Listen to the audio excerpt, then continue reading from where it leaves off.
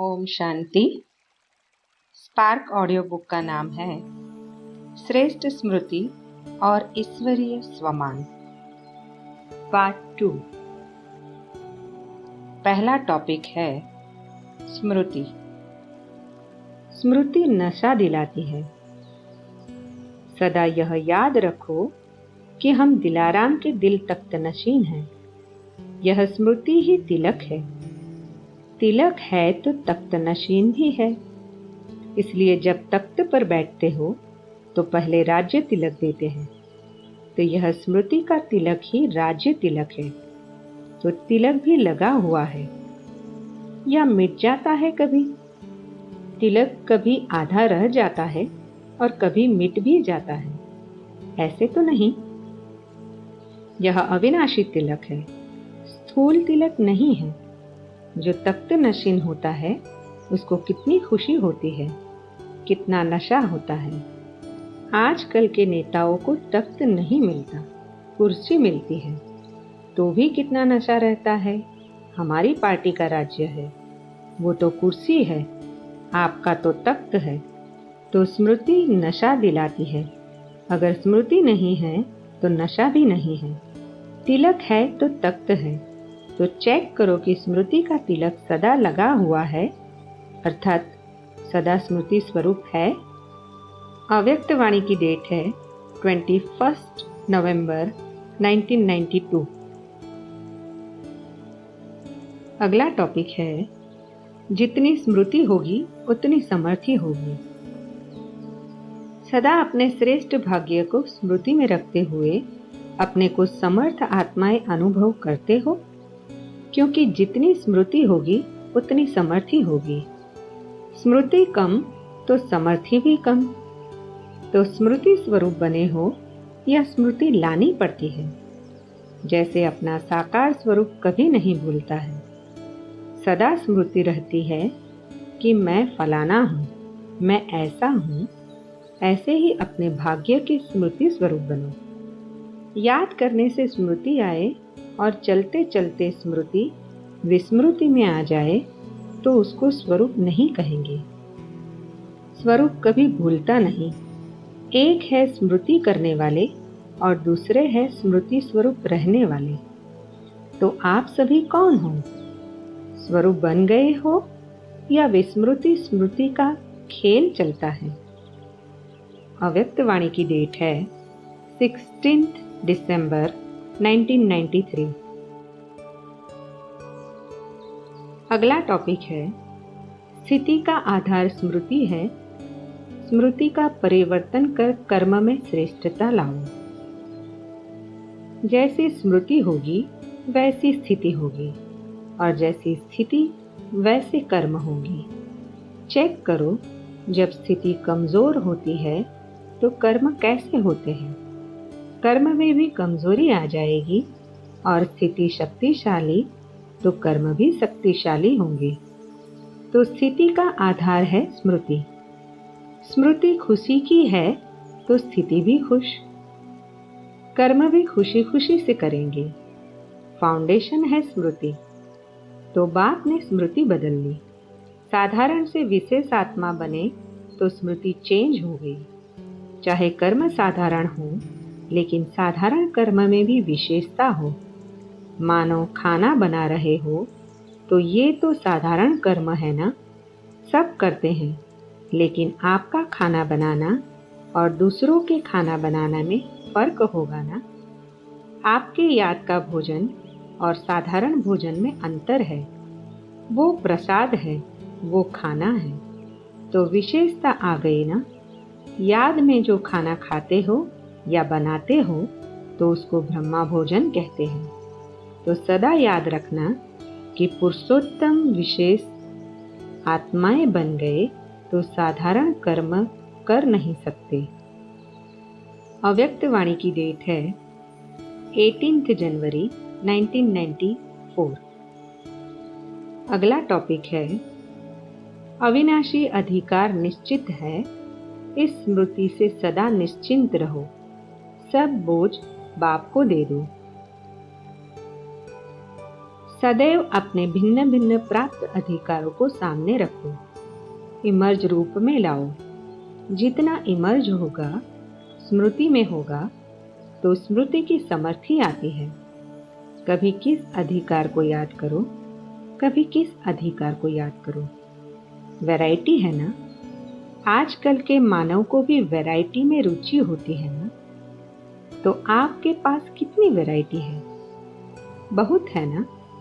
कभी वरदान को इमर्ज करो, कभी वर्षे में खजाने जो मिले हैं उनको इमर्ज करो। तो कैसी स्थिति रहेगी? क्योंकि जैसी स्मृति वैसी स्थिति रहती है। अगर स्मृति अधिकार की रही तो स्थिति क्या रहेगी? खुशी में नाचते रहेगी ना। आजकल की दुनिया में किसी को रिवाजी अधिकार भी मिलता है तो कितना मेहनत करके अधिकार लेते हैं। जानते हैं यह सदाकाल का नहीं है, फिर भी कितना कुछ करते हैं। और आपको बिना मेहनत के अधिकार मिल गया। मेहनत करनी पड़ी क्या? बच्चा बनना अर्थात अधिकार लेना। मेरा माना और अधिकार मिला, तो वह मेरा अधिकार, वह मैं श्रेष्ठ अधिकारी आत्मा। हद के अधिकार में नहीं, बेहद के अधिकार में। हद के अधिकार के पीछे अगर कोई जाता है तो बेहद का अधिकार गवाता है।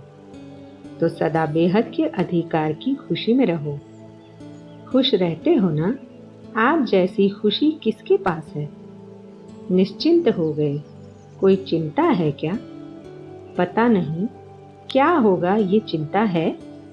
निश्चिंत है, क्योंकि अविनाशी अधिकार निश्चित ही है। तो जहाँ निश्चित होता है वहाँ निश्चिंत होते हैं। कोई भी बात निश्चित नहीं होती है तो उसकी चिंता रहती है। पता नहीं क्या होगा। अव्यक्त वाणी की डेट है 1 फरवरी 1994। अगला टॉपिक है, स्मृति की स्विच ऑन करो तो मेहनत की कोई बात ही नहीं है। रोज सवेरे सवेरे बाप दादा स्वमान की स्मृति दिलाते हैं, स्वमान में स्थित कराते हैं। रोज भी एक नए से नया स्वमान स्मृति में रखो तो स्वमान के आगे बेभान ऐसे भाग जाता जैसे रोशनी के आगे अंधकार भाग जाता। न समय लगता, न मेहनत लगती। तो बार बार भिन्न भिन्न देह भान को मिटाने की मेहनत क्यों करते हो? स्वमान की स्मृति का स्विच ऑन करना नहीं आता है क्या? कितना भी गहरा काला बादल सूर्य की रोशनी को छिपाने वाला हो, लेकिन आपके पास ऑटोमेटिक डायरेक्ट परमात्मा लाइट का कनेक्शन है। डायरेक्ट लाइन है ना। लाइन क्लियर है या लीकेज है? किसका लीक होता है लेकिन लीकेज हो जाती है। तो डायरेक्ट लाइन कितनी पावरफुल होती है। डायरेक्ट कनेक्शन है या इनडायरेक्ट है? सभी की डायरेक्ट लाइन है ना। सभी को डायरेक्ट लाइन मिल गई है। फिर तो एक बादल क्या, सारे बादल आ जाए, अंधकार कर सकते हैं क्या? स्मृति का स्विच डायरेक्ट लाइन से ऑन किया और इतनी लाइट आ जाएगी जो स्वयं तो लाइट में होगे ही, लेकिन औरों के लिए भी लाइट हाउस हो जाएंगे। ऐसे होता है ना, अनुभवी होना। लेकिन कभी कभी अनुभव को किनारे रख देते हैं। सहारा मिला है, लेकिन कभी कभी सहारे के बजाय किनारे हो जाते हैं। मेहनत लगती है क्या? सदा नहीं लगती, कभी कभी लगती है। स्विच ऑन करना भूल जाते हो क्या? वास्तव में अगर एक मास्टर सर्वशक्तिमान का स्वमान भी याद हो तो मेहनत की कोई बात ही नहीं है। मार्ग मेहनत का नहीं है, लेकिन हाईवे के बजाय गलियों में चले जाते हो व मंजिल के निशाने से और आगे बढ़ जाते हो तो लौटने की मेहनत करनी पड़ती है। अव्यक्त वाणी की डेट है 18 फरवरी 1994। अगला टॉपिक है सोचना। यह समर्थी स्वरूप नहीं है, स्मृति समर्थी है। जिससे प्यार होता है उसके लिए मुश्किल परिस्थिति या मुश्किल कोई भी बात देखी सुनी नहीं जाती। तो बाप ने भी मुश्किल को सहज बनाया है ना। सदा सहज है तो सदा ही पुरुषार्थ की गति तीव्र हो। आज बहुत अच्छा पुरुषार्थ है और कल थोड़ी परसेंटेज में कम हो गई तो क्या सदा सहज कहेंगे? सदा मुश्किल कौन बनाते हैं? स्वयं ही बनाते हो ना। कारण क्या? सोचने की तो आदत है, लेकिन स्मृति स्वरूप के संस्कार कभी इमर्ज रखते हो, कभी मर्ज हो जाते हैं। क्योंकि स्मृति स्वरूप सो समर्थ स्वरूप। सोचना यह समर्थी स्वरूप नहीं है, स्मृति समर्थी है। विस्मृति में क्यों आ जाते हो? आदत से मजबूर हो जाते हो। अगर मजबूत नहीं हो तो मजबूर हो जाएंगे। जहां मजबूत है वहां मजबूरी नहीं है। जब ओरिजिनल आदत विस्मृति की नहीं है, आदि में स्मृति स्वरूप प्रारब्ध प्राप्त करने वाली देवात्माएं हो, योग लगाने का पुरुषार्थ नहीं करते, लेकिन स्मृति स्वरूप की प्रारब्ध प्राप्त करते हो, तो आदि में भी स्मृति स्वरूप का प्रत्येक जीवन है और अनादि आत्मा। जब आप परम धाम से आई तो आप विशेष आत्माओं के संस्कार स्वतः ही स्मृति स्वरूप है और अंत में संगम पर भी स्मृति स्वरूप बनते हो ना। तो अनादि, आदि और अंत तीनों ही काल स्मृति स्वरूप है। विस्मृति तो बीच में आई, तो आदि अनादि स्वरूप सहज होना चाहिए या मध्य का स्वरूप। सोचते हो कि हाँ मैं आत्मा हूं, लेकिन स्मृति स्वरूप हो चलना, बोलना, देखना, उसमें अंतर पड़ जाता है। तो यह स्मृति में रखो कि हम परमात्मा पालना की अधिकारी आत्माएं हैं।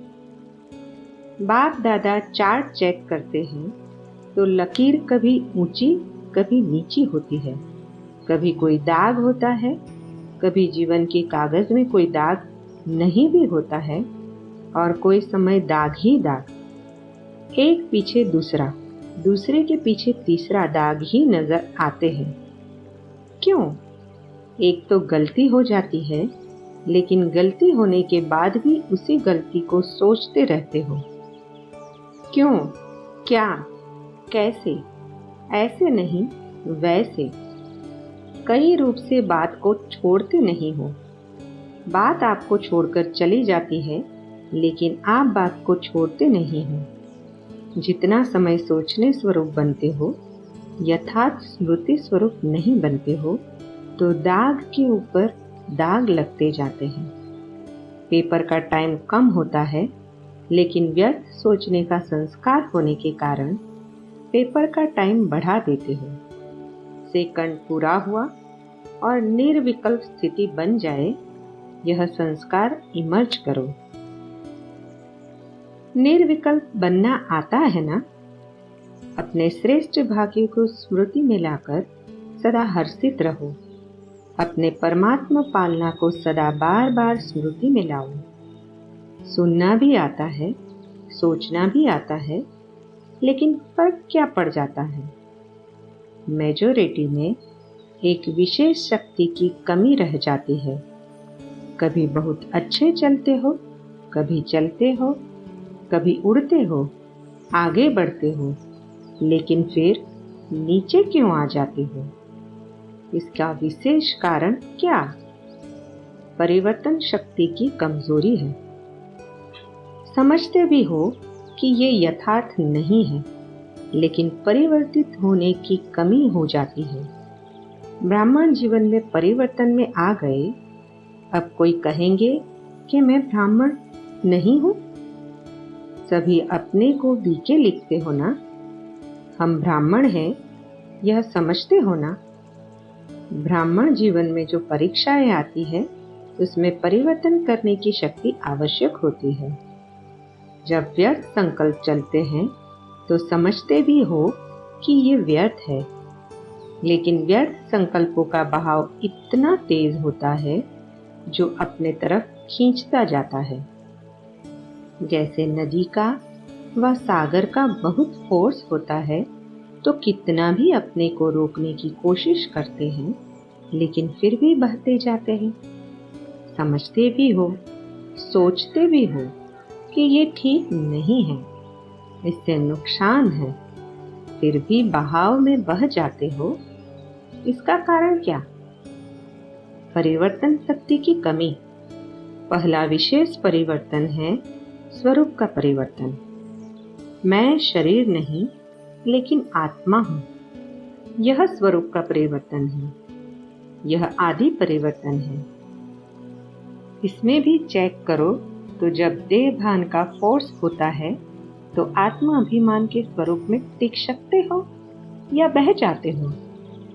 अगर सेकंड में परिवर्तन शक्ति काम में आ जाए तो समय, संकल्प कितने बच जाते हैं, बेस्ट से बेस्ट में जमा हो जाते हैं। अव्यक्त वाणी की डेट है 26 नवंबर 1994। अगला टॉपिक है स्मृति स्वरूप बनना है, सोचना स्वरूप नहीं। सारे कल्प में यही थोड़ा सा समय परमात्मा पालना मिलती है। दैवीय पालना, मानव पालना, ये तो अनेक जन्म मिलती है, लेकिन ये श्रेष्ठ पालना अब नहीं तो कब नहीं। ऐसे श्रेष्ठ भाग्य की श्रेष्ठ लकीर सदा अपने मस्तक में चमकते हुए अनुभव करते हो। कोई भी प्राप्ति सदा करना चाहते हो या कभी कभी करना चाहते हो, तो प्राप्ति का पुरुषार्थ भी सदा चाहिए या कभी कभी चाहिए, और सदा तीव्र चाहिए या कभी साधारण कभी तीव्र। प्रैक्टिकल क्या है? चाहना और प्रैक्टिकल में अंतर हो जाता है ना। सोचते तो बहुत हो लेकिन स्मृति में कम रखते हो। सोचना स्वरूप बनना है या स्मृति स्वरूप बनना है? स्मृति स्वरूप बनने वाले होना तो एक बात भी स्मृति में रखो कि अमृत वेले आपको उठाने वाला कौन? बाप का प्यार उठाता है। दिन का आरंभ कितना श्रेष्ठ है, और बाप स्वयं मिलन मनाने के लिए बुलाते हैं, रूह रिहान करते हैं, शक्तियां भरते हैं। तो हर दिन का आदि कितना श्रेष्ठ है। बाप की मोहब्बत से उठते हो कि कभी कभी मजबूरी से भी उठते हो। यथार्थ तो मोहब्बत के गीत आपको उठाते हैं। अमृत वेले से बाप कितना स्नेह से बुलाते हैं, उठाते हैं। मीठे बच्चे, प्यारे बच्चे, आओ। तो जिसका आदि इतना श्रेष्ठ है तो मध्य और अंत क्या होगा? श्रेष्ठ होगा ना। अव्यक्त वाणी की डेट है 26 नवंबर 1994। अगला टॉपिक है सदा स्वरूप के सीट पर सेट रहो तो हर गुण, हर शक्ति, हर प्रकार का नशा स्वतः ही इमर्ज होगा। जो सोचो वह स्वरूप भी अनुभव करो। सबसे बड़े ते बड़ा है अनुभवी मूर्त बनना। अनादि काल में जब परमधाम में है तो सोचना स्वरूप नहीं है, स्मृति स्वरूप है। मैं आत्मा हूँ, मैं आत्मा हूँ, यह भी सोचने का नहीं है, स्वरूप ही है। आदि काल में भी इस समय के पुरुषार्थ का प्रारब्ध स्वरूप है। सोचना नहीं पड़ता, मैं देवता हूँ, मैं देवता हूँ, स्वरूप है। तो जब अनादि काल आदि काल में स्वरूप है तो अब भी अंत में स्वरूप बनो। स्वरूप बनने से अपने गुण, शक्तियाँ स्वतः ही इमर्ज होते हैं। जैसे कोई भी ऑक्यूपेशन वाले जब अपने सीट पर सेट होते हैं तो वह ऑक्यूपेशन के गुण, कर्तव्य ऑटोमेटिक इमर्ज होते हैं। ऐसे आप सदा स्वरूप के सीट पर सेट रहो तो हर गुण, हर शक्ति, हर प्रकार का नशा स्वतः ही इमर्ज होगा। मेहनत नहीं करनी पड़ेगी। इसको कहा जाता है ब्राह्मणपन की नेचुरल नेचर, जिसमें और सब अनेक जन्मों की नेचर समाप्त हो जाती है।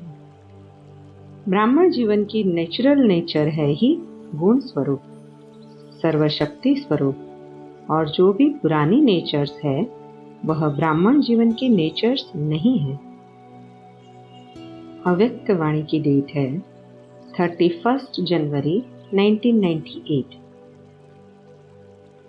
अगला टॉपिक है अनादि और आदि स्मृति स्वरूप। बाप दादा ने देखा है कि स्मृति स्वरूप नहीं बने हो। सोचते हो मैं आत्मा हूं, लेकिन सोचता स्वरूप बनते हो, स्मृति स्वरूप कम बनते हो। जब तक स्मृति स्वरूप सदा नहीं बनते तो स्मृति ही समर्थी दिलाती है।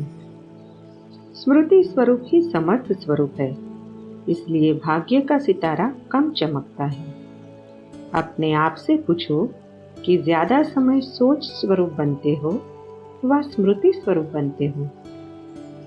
सोच स्वरूप बनने से सोचते बहुत अच्छा हो, मैं यहाँ हूँ, मैं यहाँ हूँ, मैं यहाँ हूँ, लेकिन स्मृति न होने के कारण सोचते व्यर्थ संकल्प, साधारण संकल्प मिक्स हो जाते हैं।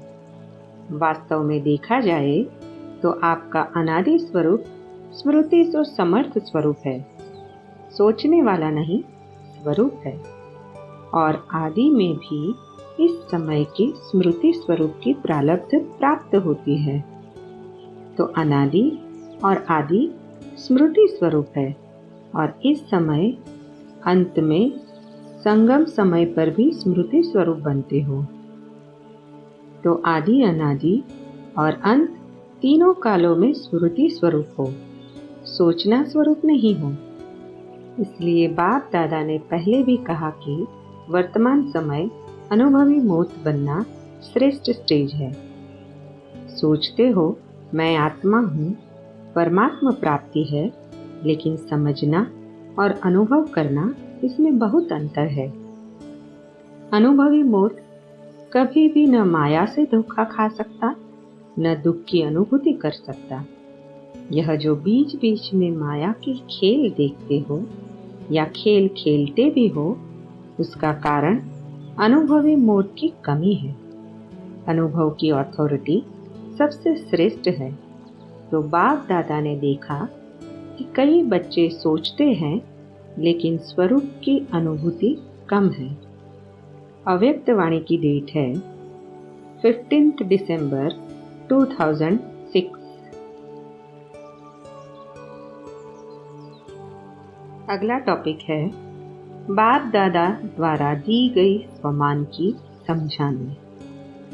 स्वमान विघ्नों को मिटाने की युक्तियां अगर सदैव याद है तो पुरुषार्थ में ढीले नहीं होंगे। युक्तियां भूल जाते हैं तो पुरुषार्थ भी ढीला हो जाता है। एक एक बात के लिए कितनी युक्तियां मिली है, प्राप्ति कितनी बड़ी है और रास्ता कितना सरल है, जो अनेक जन्म पुरुषार्थ करने पर भी कोई नहीं पा सकते। वह एक जन्म के भी कुछ घड़ियों में प्राप्त कर रहे हो। इतना नशा रहता है ना। इच्छा मात्रम अविद्या ऐसी अवस्था प्राप्त करने का तरीका बताया। ऐसी ऊंची नॉलेज और कितनी महीन है। जीवन में इतना ऊंचा लक्ष्य कोई रख नहीं सकता कि मैं देवता बन सकता हूँ। यह कब सोचा था कि हम ही देवता थे? सोचा क्या था और बनते क्या हो? बिन मांगे अमूल्य रत्न मिल जाते हैं। ऐसे पद्मा पदम भाग्यशाली अपने को समझते हो? प्रेसिडेंट आदि भी आपके आगे क्या है? इतनी ऊंची दृष्टि, इतना ऊंचा स्वमन याद रहता है? कि कब भूल भी जाते हो। स्मृति विस्मृति की चढ़ाई उतरते चढ़ते हो। गंदगी से मच्छर आदि प्रकट होते हैं, इसलिए उनको हटाया जाता है। वैसे ही अपनी कमजोरी से माया के कीड़े पकड़ लेते हैं। कमजोरी को आने ना दो तो माया आएगी नहीं। सदैव यह याद रखो कि सर्वशक्तिवान के साथ हमारा संबंध है। फिर कमजोरी क्यों? सर्वशक्तिवान बाप के बच्चे होते भी माया की शक्ति को खलास नहीं कर सकते। एक बात सदैव याद रखो कि बाप मेरा सर्वशक्तिवान है। हम सभी से श्रेष्ठ सूर्यवंशी है। हमारे ऊपर माया कैसे वार कर सकती है? अपना बाप, अपना वंश याद रखेंगे तो माया कुछ भी नहीं कर सकेगी। स्मृति स्वरूप बनना है। इतने जन्म विस्मृति में रहे, फिर भी विस्मृति अच्छी लगती है। 63 जन्म विस्मृति में धोखा खाया, अब एक जन्म के लिए धोखे से बचना मुश्किल लगता है। अगर बार बार कमजोर बनते, चेकिंग नहीं रखते, तो फिर उनकी नेचर ही कमजोर बन जाती है। अवस्था चेक कर अपने को ताकतवर बनाना है। कमजोरी को बदल शक्ति लानी है। अव्यक्त वाणी की डेट है 25 जनवरी 1970। अगला टॉपिक है स्वमान कैसे प्राप्त होता है। बाप दादा का स्नेह कैसे प्राप्त होता है? मालूम है, जितना जितना बाप के कर्तव्य में सहयोगी बनते हैं, उतना उतना स्नेह, कर्तव्य के सहयोग से स्नेह मिलता है। ऐसा अनुभव है।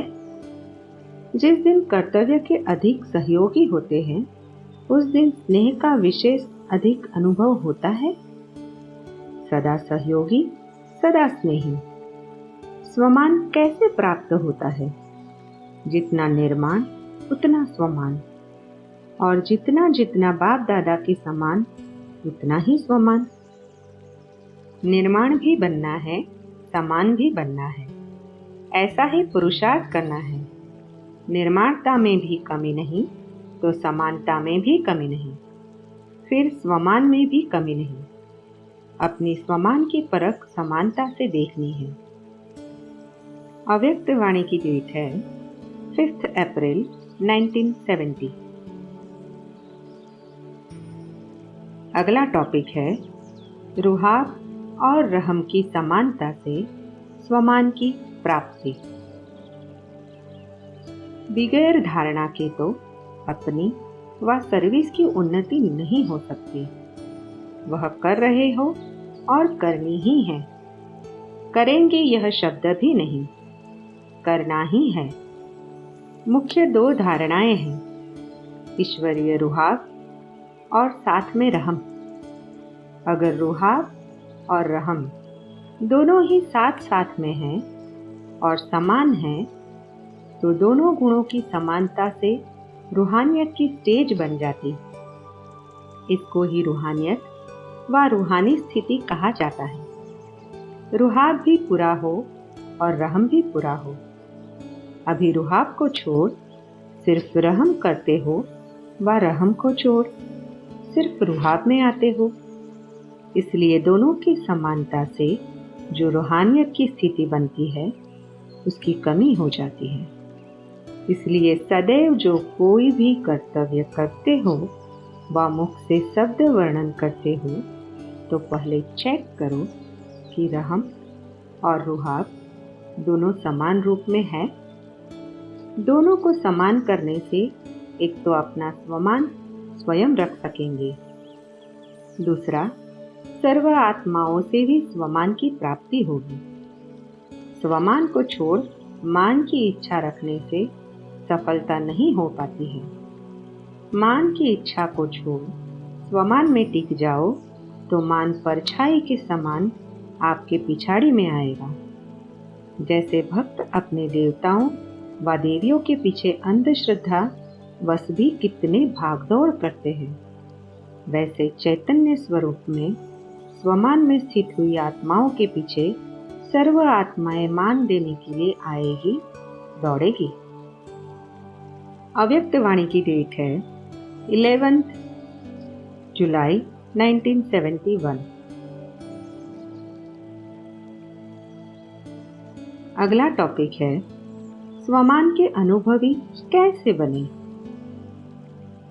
पढ़ाई का लक्ष्य ही है देह अभिमान से न्यारे हो देही अभिमानी बनना। देह अभिमान से छूटने के लिए मुख्य युक्ति यह है, सदा अपने स्वमान में रहो तो देह अभिमान मिटता जाएगा।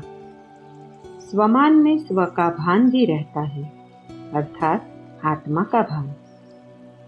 स्वमान मैं कौन हूँ?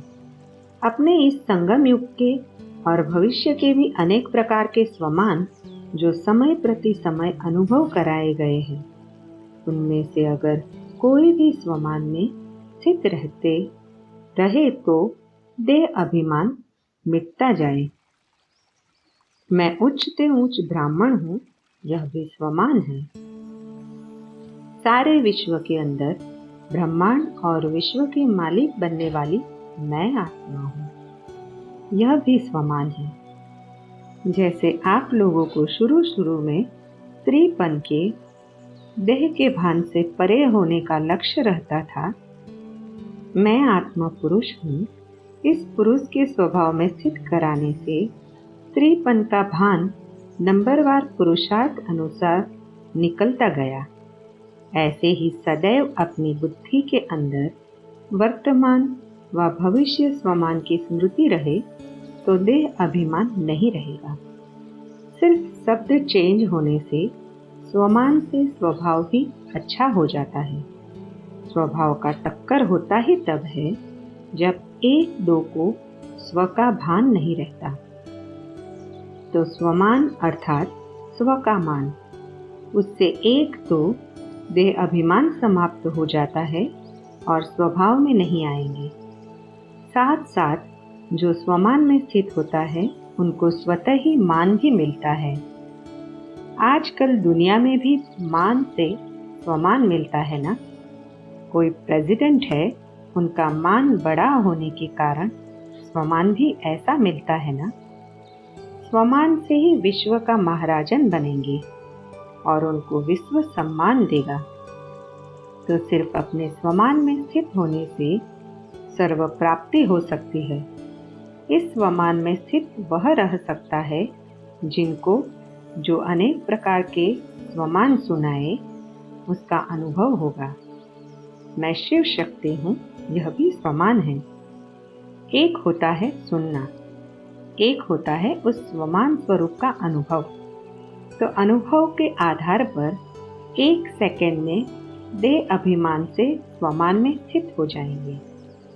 जो अनुभवी मूर्त नहीं है, सिर्फ सुनकर के अभ्यास करते ही रहते हैं, लेकिन अनुभवी अब तक नहीं बने हैं, उन्हों की स्टेज ऐसे ही होती है। एक अपने स्वमान की लिस्ट निकालो तो लिस्ट बड़ी है। उन एक एक बात को लेकर अनुभव करते जाओ तो माया की छोटी छोटी बातों में कमजोर नहीं बनेंगे। माया कमजोर बनाने के लिए पहले तो देह अभिमान में लाती है। देह अभिमान में ही न आए तो कमजोरी कहाँ से आएगी। तो सभी को अपने स्वमान की स्मृति दिलाओ और उस स्वरूप के अनुभवी बनाओ। जैसे समझते हो मैं मास्टर स्वर शक्तिवान हूँ, तो संकल्प करने से स्थिति बन जाती है ना। लेकिन बनेगी उनकी जिनको अनुभव होगा।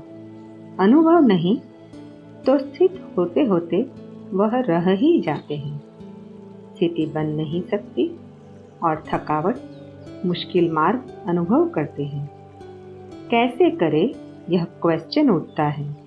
लेकिन जो अनुभवी मूर्त है वह कड़ी परीक्षा आते समय भी अपने स्वमान में स्थित होने से सहज उसको कट सकते हैं। तो अपने स्वमान की स्मृति दिलाओ, अनुभवी मूर्त बनने की क्लास कराओ। जो आपके समीप संपर्क में आते हैं, उन आत्माओं को यह अनुभव कराने का सहयोग दें। अभी आत्माओं को यह सहयोग चाहिए। जैसे साकार द्वारा अनुभवी मूर्त बनाने की सेवा होती रही है, ऐसे अभी आप लोगों के समीप जो आत्माएं हैं, उन्हों की निर्बलता को, कमजोरियों को अपनी शक्तियों के सहयोग से उन्हें भी अनुभवी मूर्त बनाओ।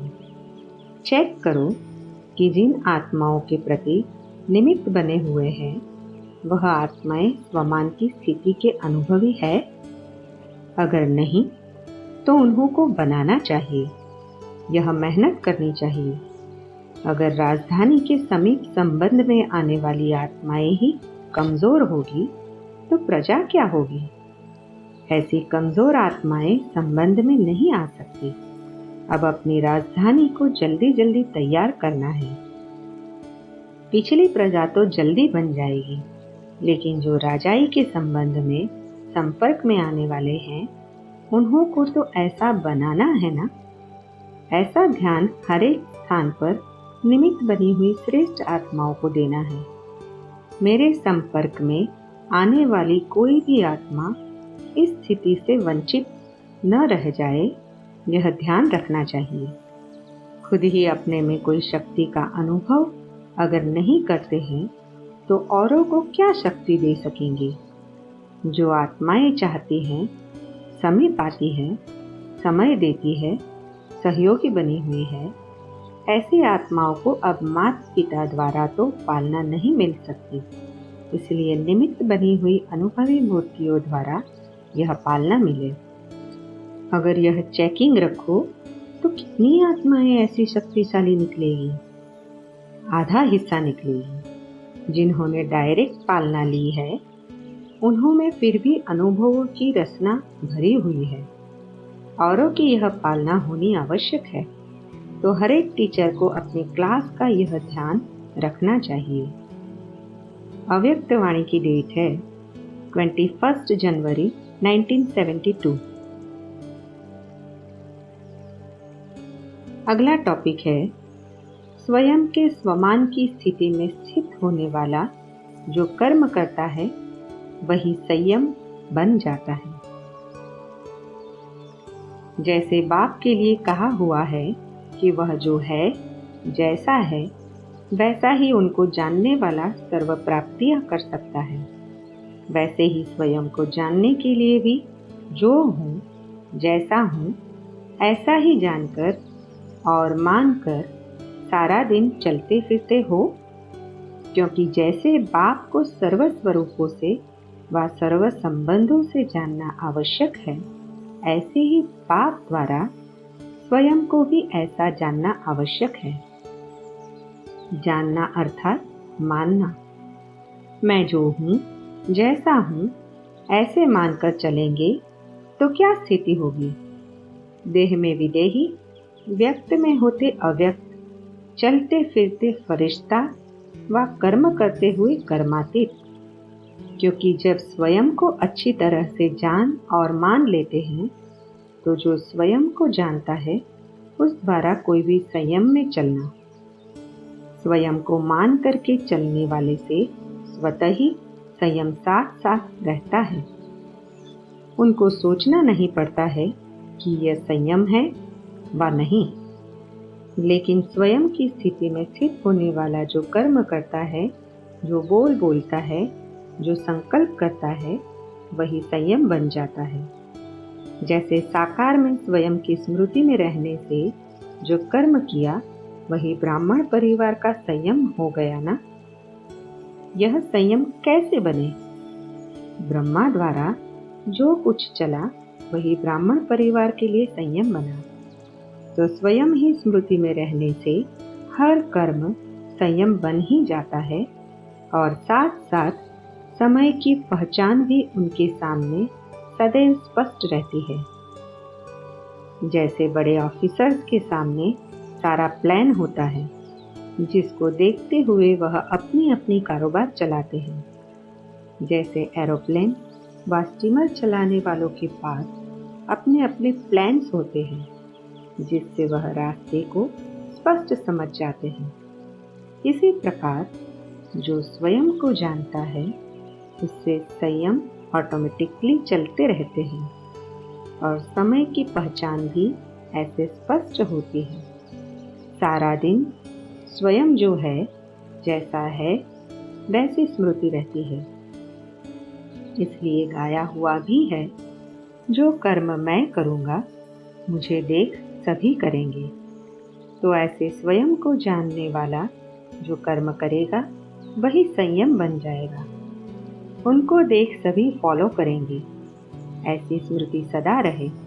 पहली स्टेज जो होती है उसमें पुरुषार्थ करना पड़ता है। हर कदम में सोचना पड़ता है कि यह राइट है व रॉन्ग है, यह हमारा संयम है व नहीं। जब स्वयं की स्मृति में सदा रहते हो तो नेचुरल हो जाता है। फिर यह सोचने की आवश्यकता ही नहीं रहती। कभी कोई कर्म बिना संयम के हो ही नहीं सकता। जैसे साकार में स्वयं के नशे में रहने के कारण अथॉरिटी से कह सकते थे कि अगर साकार द्वारा उल्टा भी कोई कर्म हो गया तो उसको भी सुलटा कर देंगे। यह अथॉरिटी है ना? उतनी अथॉरिटी कैसे रही? स्वयं के नशे से, स्वयं के स्वरूप की स्मृति में रहने से यह नशा रहता है कि कोई भी कर्म उल्टा हो ही नहीं सकता। ऐसा नशा नंबरवार सभी में रहना चाहिए।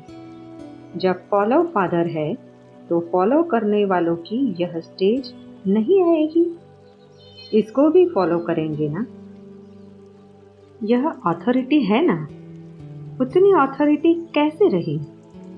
स्वयं के नशे से, स्वयं के स्वरूप की स्मृति में रहने से यह नशा रहता है कि कोई भी कर्म उल्टा हो ही नहीं सकता। ऐसा नशा नंबरवार सभी में रहना चाहिए। जब फॉलो फादर है तो फॉलो करने वालों की यह स्टेज नहीं आएगी। इसको भी फॉलो करेंगे ना? साकार रूप फिर भी पहली आत्मा है ना? जो फर्स्ट आत्मा ने निमित्त बन करके दिखाया तो उनको सेकंड, थर्ड जो नंबरवार आत्माएं हैं वह सभी बात में फॉलो कर सकती है। निराकार स्वरूप की बात अलग है। साकार में निमित्त बन करके जो कुछ करके दिखाया वह सभी फॉलो कर सकते हैं, नंबरवार पुरुषार्थ अनुसार। इसी को कहा जाता है अपने में संपूर्ण निश्चय बुद्धि। जैसे बाप में 100% निश्चय बुद्धि बनते हो तो बाप के साथ साथ स्वयं में भी इतना निश्चय बुद्धि जरूर बने। स्वयं की स्मृति का नशा कितना रहता है। जैसे साकार रूप में निमित्त बन हर कर्म संयम के रूप में करके दिखाया, ऐसे प्रैक्टिकल में आप लोगों को फॉलो करना है। ऐसी स्टेज है। जैसे गाड़ी अगर ठीक पट्टे पर चलती है तो निश्चय रहता है एक्सीडेंट हो ही नहीं सकता। बेफिक्र हो चलाते रहेंगे। वैसे ही अगर स्वयं की स्मृति का नशा है, फाउंडेशन ठीक है, तो कर्म और वचन संयम के बिना हो ही नहीं सकता। ऐसी स्टेज समेत आ रही है। इसको ही कहा जाता है संपूर्ण स्टेज के समीप। इस स्वमान में स्थित होने से अभिमान नहीं आता। जितना स्वमान उतनी निर्माणता, इसलिए उनको अभिमान नहीं रहेगा। जैसे निश्चय की विजय अवश्य है, इसी प्रकार ऐसे निश्चय बुद्धि के हर कर्म में विजय है। अर्थात हर कर्म संयम के प्रमाण है तो विजय है ही है। ऐसे अपने को चेक करो, कहाँ तक इस स्टेज के नजदीक है। जब आप लोग नजदीक आएंगे तब फिर दूसरों के भी नंबर नजदीक आएंगे। दिन प्रतिदिन ऐसे परिवर्तन का अनुभव तो होता होगा। वेरीफाई कराना, एक दो को रिगार्ड देना वह दूसरी बात है, लेकिन अपने में निश्चय रख कोई से पूछना वह दूसरी बात है। वह जो कर्म करेगा निश्चय बुद्धि होगा। बाप भी बच्चों को रिगार्ड दे करके राय सलाह देते हैं ना, ऐसी स्टेज को देखना है। कितना नजदीक आए हैं। फिर यह संकल्प नहीं आएगा, पता नहीं यह राइट है व रॉन्ग है। यह संकल्प मिट जाएगा क्योंकि मास्टर नॉलेजफुल हो। स्वयं के नशे में कमी नहीं होनी चाहिए। कारोबार के संयम के प्रमाण एक दो को रिगार्ड देना, यह भी एक संयम है। ऐसी स्टेज है जैसे एक सैंपल रूप में देखा ना, तो साकार द्वारा देखी हुई बातों को फॉलो करना तो सहज है ना। तो ऐसी स्टेज समानता की आ रही है ना। अभी ऐसे महान और गुह्य गति वाला पुरुषार्थ चलना है। साधारण पुरुषार्थ नहीं। साधारण पुरुषार्थ तो बचपन का हुआ, लेकिन अब विशेष आत्माओं के लिए विशेष ही है। अव्यक्त वाणी की डेट है 3 फरवरी 1972। अगला टॉपिक है स्वमान में रहने से फरमान की पालना। स्वमान और फरमान दोनों में रहने और चलने के अपने को हिम्मतवान समझते हो। स्वमान में भी सदा स्थित रहे और साथ साथ फरमान पर भी चलते चले। इन दोनों बातों में अपने को ठीक समझते हो। अगर स्वमान में स्थित नहीं रहते हैं तो फरमान पर चलने में भी कोई न कोई कमी पड़ जाती है। इसलिए दोनों बातों में अपने आप को यथार्थ रूप से स्थित करते हुए सदा ऐसी स्थिति बनाना। वर्तमान पुरुषोत्तम संगम युग का आप ब्राह्मणों का जो ऊंचते ऊंच स्वमान है, उसमें स्थित रहना है। इस एक ही श्रेष्ठ स्वमान में स्थित होने से भिन्न भिन्न प्रकार के देह अभिमान स्वतः और सहज ही समाप्त हो जाते हैं।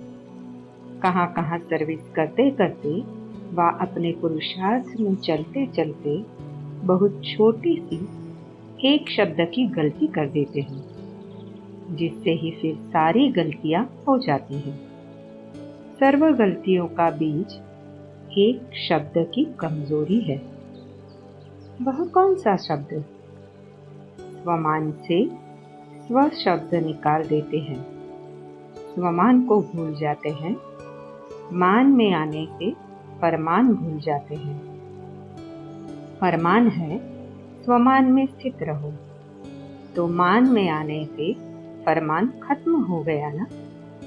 इसी एक शब्द की गलती होने से अनेक गलतियां हो जाती है। फिर मान में आकर बोलना, चलना, करना सभी बदल जाता है। सिर्फ एक शब्द कट होने से जो वास्तविक स्टेज है उससे कट हो जाते हैं। ऐसी स्थिति में आने के कारण जो पुरुषार्थ व सर्विस करते हैं उसकी रिजल्ट यह निकलती है जो मेहनत ज्यादा और प्रत्यक्ष फल कब निकलता है। सफलता मूर्त जो बनना चाहिए वह नहीं बन पाते और सफलता मूर्त न बनने के कारण व सफलता प्राप्त न होने के कारण फिर उसकी रिजल्ट क्या होती है? मेहनत बहुत करते करते चलते चलते थक जाते हैं।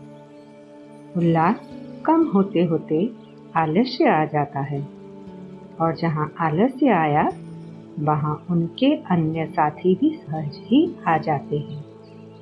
आलस्य अपने सर्व साथियों सहित आता है, अकेला नहीं आता। जैसे बाप भी अकेला नहीं आता, अपने बच्चों सहित प्रत्यक्ष होता है, वैसे यह जो विकार है वह भी अकेले नहीं आते, साथियों के साथ आते हैं।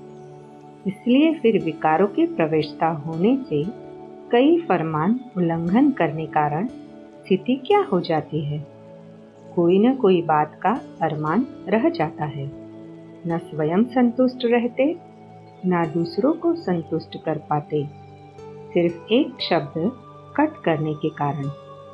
इसलिए कभी भी अपनी उन्नति का जो प्रयत्न करते हो व सर्विस का कोई भी प्लान बनाकर प्रैक्टिकल में लाते हो, तो प्लान बनाने और प्रैक्टिकल में लाने समय भी पहले अपने स्वमान की स्थिति में स्थित हो, फिर कोई भी प्लेन बनाओ और प्रैक्टिकल में लाओ। स्थिति को छोड़कर प्लान नहीं बनाओ।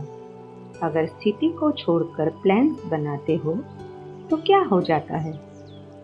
उसमें कोई शक्ति नहीं रहती। बगैर शक्ति उस प्लान का प्रैक्टिकल में क्या प्रभाव रहेगा? सर्विस तो खूब करते हो, विस्तार बहुत कर लेते हो, लेकिन बीज रूप अवस्था को छोड़ देते हो। विस्तार में जाने से सार निकाल देते हो, इसलिए अब सार को नहीं निकालो। विस्तार को समाने अर्थात सार स्वरूप बनने नहीं आता। क्वांटिटी में चले जाते हो, लेकिन अपनी क्वालिटी नहीं निकलती। अपनी स्थिति में भी संकल्पों की क्वांटिटी है, इसलिए सर्विस की रिजल्ट में भी क्वांटिटी है, क्वालिटी नहीं। सारे झाड़ रूपी विस्तार में एक बीज ही पावरफुल होता है ना? ऐसे ही क्वांटिटी के बीज में एक भी क्वालिटी वाला है तो वह विस्तार में बीज रूप के समान है। क्वालिटी की सर्विस करते हो। विस्तार में जाने से व दूसरों का कल्याण करते करते अपना कल्याण तो नहीं भूल जाते हो। जब दूसरों के प्रति जास्ती अटेंशन देते हो तो आपके अंदर जो टेंशन चलता है उनको नहीं देखते हो। पहले अपने टेंशन पर अटेंशन दो, फिर विश्व में जो अनेक प्रकार के टेंशन हैं उनको खलास कर सकेंगे। पहले अपने आप को देखो। अपनी सर्विस फर्स्ट। अपनी सर्विस की तो दूसरों की सर्विस स्वतः हो जाती है। अपनी सर्विस को छोड़ दूसरों की सर्विस में लग जाने से समय और संकल्प ज्यादा खर्च कर लेते हो। इस कारण जो जमा होना चाहिए वह नहीं कर पाते। जमा न होने के कारण वह नशा, वह खुशी नहीं रहती। अभी अभी कमाया और अभी अभी खाया तो वह अल्पकाल का हो जाता है। जमा रहता है वह सदा साथ रहता है। तो अब जमा करना भी सीखो। सिर्फ इस जन्म के लिए नहीं, लेकिन 21 जन्मों के लिए जमा करना है। अगर अभी अभी कमाया और खाया तो भविष्य में क्या बनेगा? अभी अभी कमाया और अभी अभी बांटा नहीं। खाने के बाद समाना भी चाहिए, फिर बांटना चाहिए। कमाया और बांट दिया तो अपने में शक्ति नहीं रहती, सिर्फ खुशी होती है। जो मिला सो बांटा। दान करने की खुशी रहती है, लेकिन उसको स्वयं में समाने की शक्ति नहीं रहती। खुशी के साथ शक्ति भी चाहिए। शक्ति न होने के कारण निर्विघ्न नहीं हो सकते, विघ्नों को पार नहीं कर सकते। छोटे छोटे विघ्न लगन को डिस्टर्ब कर देते हैं, इसलिए समाने की शक्ति धारण करनी चाहिए। जैसे खुशी की झलक सूरज में दिखाई देती है, वैसे शक्ति की झलक भी दिखाई देनी चाहिए। सरल चित्त बहुत बनो, लेकिन जितना सरल चित्त हो उतना ही सहनशील हो, कि सहनशीलता भी सरलता है। सरलता के साथ समाने की, सहन करने की शक्ति भी चाहिए। अगर समाने और सहन करने की शक्ति नहीं तो सरलता बहुत भोला रूप धारण कर लेती, और कहाँ कहाँ भोलापन बहुत भारी नुकसान कर देता है। तो ऐसा सरल चित्त भी नहीं बनना है। बाप को भी भोलानाथ कहते हैं ना, लेकिन ऐसा भोला नहीं है जो सामना न कर सके। भोलानाथ के साथ साथ ऑलमाइटी अथॉरिटी भी तो है ना। सिर्फ भोलानाथ नहीं है। यहाँ शक्ति स्वरूप भूल सिर्फ भोले बन जाते हैं तो माया का गोला लग जाता है। वर्तमान समय भोलेपन के कारण माया का गोला बहुत ज्यादा लग रहा है। ऐसा शक्ति स्वरूप बनना है जो माया सामना करने के पहले ही नमस्कार कर ले, सामना न कर पावे। बहुत सावधान, खबरदार, होशियार रहना है। अपनी वृत्ति और वायुमंडल को चेक करो। अपने आप को देखो कि कोई भी वायुमंडल अपनी वृत्ति को कमजोर तो नहीं करता है। कैसा भी वायुमंडल हो, लेकिन स्वयं की शक्तिशाली वृत्ति वायुमंडल को परिवर्तन में ला सकती है। अगर वायुमंडल का वृत्ति के ऊपर असर आ जाता है तो यही भोलापन है। ऐसे भी नहीं सोचना चाहिए कि मैं तो ठीक हूँ, लेकिन वायुमंडल का असर आ गया। नहीं, कैसा भी वायुमंडल विकारी हो, लेकिन स्वयं की वृत्ति निर्विकारी होनी चाहिए। जब कहती हो हम पतित पावनियां हैं, पतितों को पावन बनाने वाली है। जब आत्माओं को पावन बना सकते हो, तो क्या वायुमंडल को पतित से पावन नहीं बना सकती? पावन बनाने वाले वायुमंडल के वशीभूत नहीं होते, लेकिन वायुमंडल वृत्ति के ऊपर प्रभाव डाल देता है। यह है कमजोरी। हर एक को ऐसा समझना चाहिए कि मुझे स्वयं अपने पावरफुल वृत्ति से जो भी अपवित्र व कमजोरी का वायुमंडल है उसको मिटाना है। तुम मिटाने वाले हो, न कि वश होने वाले। कोई पतित वायुमंडल का वर्णन ही नहीं करना चाहिए।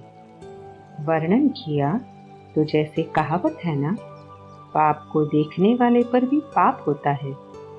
अगर कोई भी कमजोर व पतित वायुमंडल का वर्णन भी करते हैं तो यह भी पाप है, क्योंकि उस समय बाप को भूल जाते हैं। जहाँ बाप भूल जाता है वहाँ पाप जरूर होता है। बाप की याद होगी तो पाप नहीं हो सकता, इसलिए वर्णन भी नहीं करना चाहिए। जबकि बाप का फरमान है तो मुख से सिवाय ज्ञान रत्नों के और कोई एक शब्द भी व्यर्थ नहीं निकलना चाहिए। वायुमंडल का वर्णन करना यह भी व्यर्थ हुआ ना। जहाँ व्यर्थ है वहाँ समर्थ की स्मृति नहीं। समर्थ की स्मृति में रहते हुए कोई भी बोल बोलेंगे तो व्यर्थ नहीं बोलेंगे, ज्ञान रत्न नहीं बोलेंगे। तो वृत्ति को, बोल को भी चेक करो। कई ऐसे भी समझते हैं कि कर्म कर लिया, पश्चाताप कर लिया, माफी मांग ली, छुट्टी हो गई। लेकिन नहीं, कितनी भी कोई माफी ले लेवे, लेकिन जो कोई पाप कर्म व व्यर्थ कर्म भी हुआ तो उसका निशान मिटता नहीं, निशान पड़ ही जाता है। रजिस्टर साफ स्वच्छ नहीं होता। इसलिए ऐसे भी नहीं कहना कि हो गया, माफी ले ली। इस रीति रस्म को भी नहीं अपनाना। अपना कर्तव्य है संकल्प में, वृत्ति में, स्मृति में भी कोई पाप का संकल्प न आए। इसको ही कहा जाता है ब्राह्मण, अर्थात पवित्र। अगर कोई भी अपवित्रता वृत्ति, स्मृति व संकल्प में है तो ब्राह्मणपन की स्थिति में स्थित हो नहीं सकते, सिर्फ कहलाने मात्र हो। इसलिए कदम कदम पर सावधान रहो। खुशी के साथ साथ शक्तियों को भी साथ रखना है। विशेषताओं के साथ अगर कमजोरी भी होती है तो एक कमजोरी अनेक विशेषताओं को समाप्त कर देती है। तो अपनी विशेषताओं को प्रत्यक्ष करने के लिए कमजोरी को समाप्त कर दो। समझा? सर्विस के बीच में अगर डिस सर्विस हो जाती है तो डिस सर्विस प्रत्यक्ष हो जाती है। कितना भी अमृत हो, लेकिन विष की एक बूंद भी पड़ने से सारा अमृत विष बन जाता है। कितनी भी सर्विस करो, लेकिन एक छोटी सी गलती डिस सर्विस का कारण बन जाती है, सर्विस को समाप्त कर देती है। इसलिए बहुत अटेंशन रखो अपने ऊपर और अपनी सर्विस के ऊपर। पहले करना है, फिर कहना है। कहना सहज होता है, लेकिन करने में मेहनत है। मेहनत का फल अच्छा होता है, सिर्फ कहने का फल अच्छा नहीं। तो पहले करो, फिर कहो, फिर देखना कैसी क्वालिटी वाली सर्विस होती है। अपनी क्वालिटी को देखो। समझा? वृत्ति और वायुमंडल को पावरफुल बनाओ। आप ब्राह्मणों का जन्म ही है बनने और बनाने के लिए। सिर्फ बनने के लिए नहीं, पढ़ना पढ़ाने के लिए है। विश्व कल्याणकारी होना, जैसे बाप कल्याणकारी है, साथ में आप भी मददगार हो। इसलिए यह भी नहीं सोचना चाहिए कि मेरी वृत्ति तो ठीक है, यह वायुमंडल ने कर दिया है। अगर अपनी वृत्ति ठीक है और उसका वायुमंडल पर असर नहीं होता हो, गोया पावरफुल वृत्ति नहीं है। पावरफुल चीज का प्रभाव आस पास जरूर पड़ता है, वह छिप नहीं सकता। तो अपनी वृत्ति को भी परखने के लिए यह चेक करो कि वृत्ति का वायुमंडल पर असर क्या है। वायुमंडल अगर और दिखाई देता है तो समझना चाहिए अपनी वृत्ति में भी कमजोरी है, उस कमजोरी को मिटाना चाहिए। आजकल चारों ओर की सर्विस के रिजल्ट में विशेष क्या दिखाई देता है? अव्यक्तवाणी की डेट है 10 मई 1972।